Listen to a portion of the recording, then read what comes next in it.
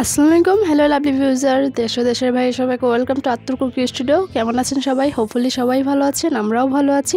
আজকে নিয়ে আসলাম খুবই সাধারণ একটা রেসিপি, কিন্তু সাধারণ রেসিপি হলেও এটা খেতে খুবই দুর্দান্ত লাগে। আর আমি একটু বেগুন ভর্তাটা একটু অন্যরকম করে ট্রাই করি। ফার্স্টে আমি এক জায়গায় দেখতেই পাচ্ছেন 4টা বেগুন পুড়িয়ে নিয়েছি। অবশ্যই পুড়িয়ে নেওয়ার সময় আমি গ্যাসের চুলায় পুড়িয়েছি। আর পুড়িয়ে নেওয়ার সময় আপনারা বেগুনের সারাটা শরীরে সরিষার তেল দিয়ে দিবেন, ব্রাশ করে দিবেন, তাহলে খুবই পারফেক্ট হয়ে থাকে আর এটা খেতেও খুবই মজা লাগে। সো বেগুনগুলো পোড়ানোর পর দেখতেই পাচ্ছেন আমি খোসাগুলো খুব ভালোভাবে ছাড়িয়ে নিয়েছি। আর অবশ্যই ভিডিওগুলো ভালো লাগলে লাইক কমেন্ট শেয়ার এবং সাবস্ক্রাইব করে পাশে থাকা বেল বাটনটা ক্লিক করে যাবেন। যারা ফেসবুক পেজ থেকে দেখছেন অবশ্যই ফেসবুক পেজটাকে ফলো দিয়ে একটা লাইক দিয়ে একটা শেয়ার দিয়ে যাবেন। আর এখন আমি খুব ভালোভাবে চপিং বোর্ডে খুব সুন্দর করে কেটে নিচ্ছি। আর আমি ঠিক যেভাবে করেছি ঠিক সেভাবে ট্রাই করে দেখবেন, ইনশাল্লাহ আশা করছি নিরাশ হবেন না, খুবই ভালো একটা ফিডব্যাক পাবেন। সবসময় তো একই বেগুন ভর্তা কে না পারে না, তাই না?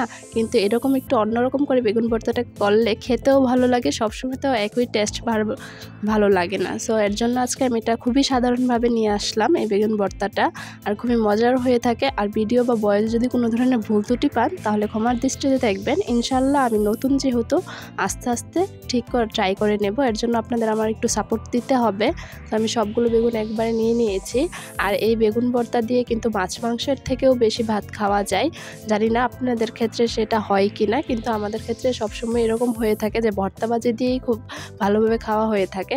সো এখন আমি এই জায়গায় দিয়ে দিচ্ছি পেঁয়াজটা আমি এই জায়গায় হাফ বয়েলড করে ভেজে নিয়েছি। আর এখন দিয়ে দিচ্ছি মরিচ। আমি এই জায়গায় 2টা মরিচ দিয়েছি। 2টা মরিচ দিলে ঝালটা, আমাদের এই মরিচগুলোর ঝাল খুবই বেশি, যার কারণে আমি 2টা দিয়েছি। দিয়ে খুব ভালোভাবে একটু নুন দিয়ে হাফ চা চামচের মতো যতটুকু নুন লাগে ততটুকু দিয়ে নিয়েছি।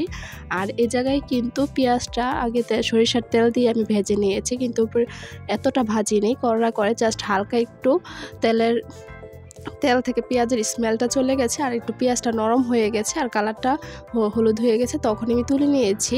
সো এখন খুব ভালোভাবে এটা মিশিয়ে নিয়েছি। আর দেখতেই পাচ্ছেন এটা খুব ভালোভাবে মিশিয়ে নিয়েছি। আর বেগুনটা এখন খুব ভালোভাবে কষলিয়ে নেব। এতটা কষলাতে যাবেন না যাতে করে এটার টেস্টটা নষ্ট হয়ে যায়, লেতা হয়ে যায়। সো আমার বেগুন ভর্তাতে যা যা লেগেছে সব কিছু আমি ডিসক্রিপশন বক্সে দিয়ে দিয়েছি, আপনারা একটু চেক করে নেবেন।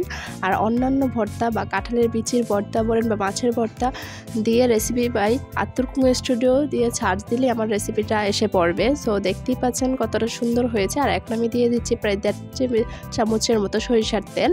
আর এই সরিষার তেল দেওয়ার কারণে কিন্তু আরও বেশি এটা টেস্ট বেড়ে যায়। আজকে ব্যাকগ্রাউন্ডে অনেক নয়েজ আসবে যেহেতু রাস্তার পাশেই বাসা। সো আজকে আর যেহেতু আজকে ফ্রাইডে, সো আমি ফ্রাইডে আজকে ভয়েসটা দিতে হচ্ছে এবং খুব ভালোভাবে মিশিয়ে নিয়েছি। আর এটা গরম ভাত দিয়ে খেলে তো কোনো কথাই নেই। আর এখন আমি দিয়ে দিচ্ছি বেরেস্তা। আর এই বেরেস্তাটা দেওয়ার কারণে খুবই টেস্ট হয়ে থাকে। আর এখন দিয়ে দিচ্ছি ধনে পাতাটা অপশনাল, যারা পছন্দ করেন তারা দিবেন, যারা পছন্দ করেন না তারা দিবেন না। আর আপনারা যদি চান বেরেস্তা কীভাবে সংরক্ষণ করতে হয় সেটা ভিডিও দেওয়ার জন্য আমি ইনশাল্লাহ দেওয়ার ট্রাই করবো, এর জন্য কমেন্টে জানাবেন। আর কে কোন জেলার থেকে দেখছেন সেটাও বলবেন। আমার বেরেস্তার ভিডিওটা রেকর্ড করা আছে, যদি চান তাহলে আমি ইনশাল্লাহ ছেড়ে দেব ইউটিউবে আপনাদের সুবিধার্থে। তাহলে আজকে এতটুকুই বিদায় নিচ্ছি। সবাই আমার ফ্যামিলির জন্য দোয়া করবেন। সম্পূর্ণ ভিডিওতে দেখার জন্য ধন্যবাদ। আসসালামু আলাইকুম, আল্লাহ হাফেজ।